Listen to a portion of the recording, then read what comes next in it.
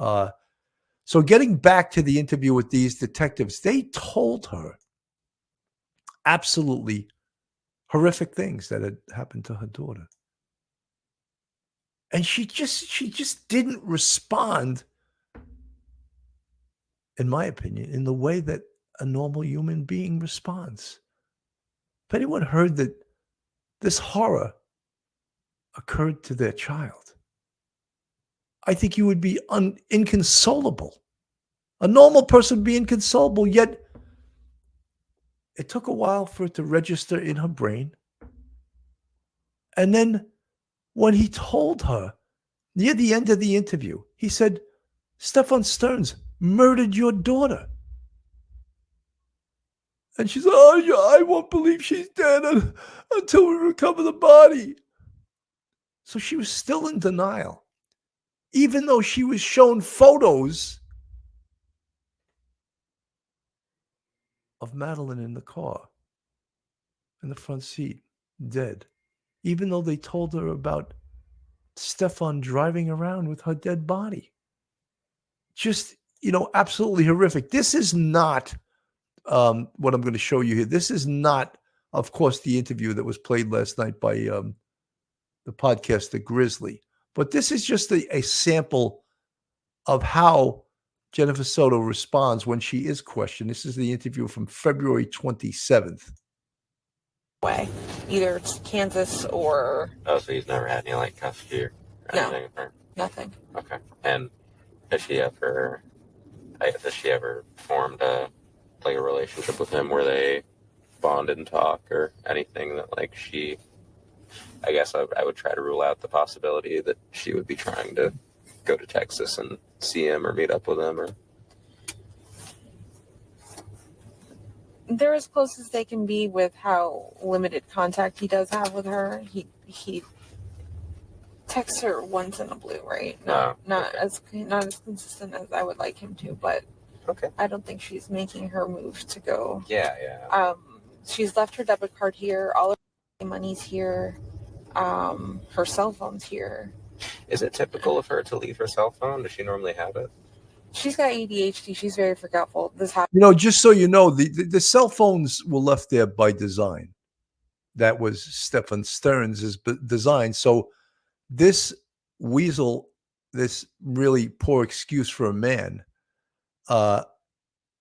he knows how to get away with it. When he was trying to get away with it. So what did he do? He left his cell phone behind, and he left Madeline's cell phone behind, because we believe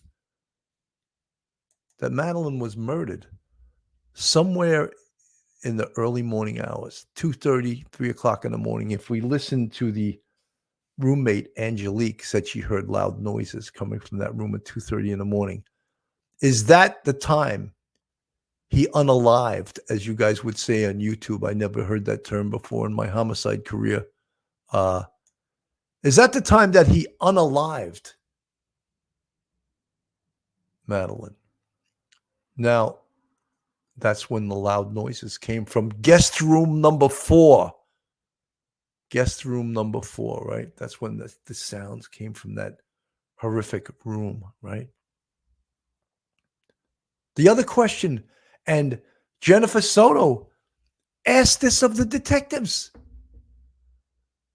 How was he able to carry Maddie's dead body out to his car without anyone seeing? Wow. You're asking that. And she referred to it as the body. She had already dehumanized her daughter Madeline. It somehow wasn't real. How did he carry the body outside?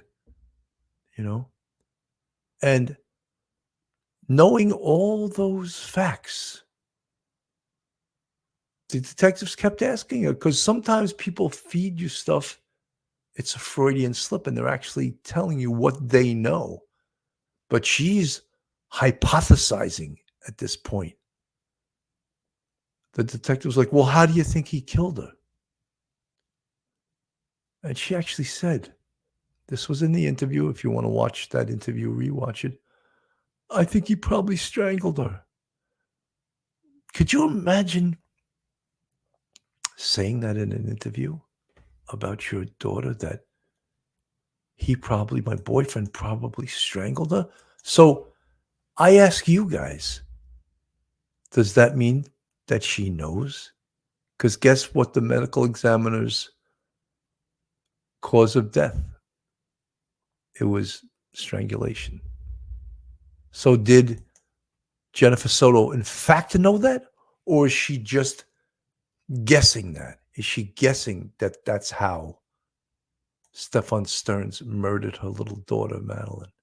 Is that? Or does she absolutely know it? Those are some of the questions I want you to think of. And many people, when they watch these detectives, watch them at work, it's the cerebral way to interview and interrogation. And the one detective was pulling no punches. He was telling Jennifer Soto, you know a lot more than you're telling. I do not. You know, when she's crying, the crocodile tears, as I call them, you know. He goes, I cannot believe, and this is coming from the interview, and it's not verbatim, obviously. I'm not, but he said, I cannot believe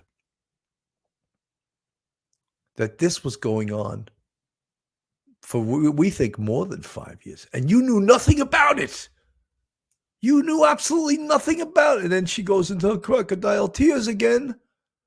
How did you know nothing about it? Well, I really don't question Stephan. Oh, God. Oh, my God. Kay Bay from the chat. She's disgusting.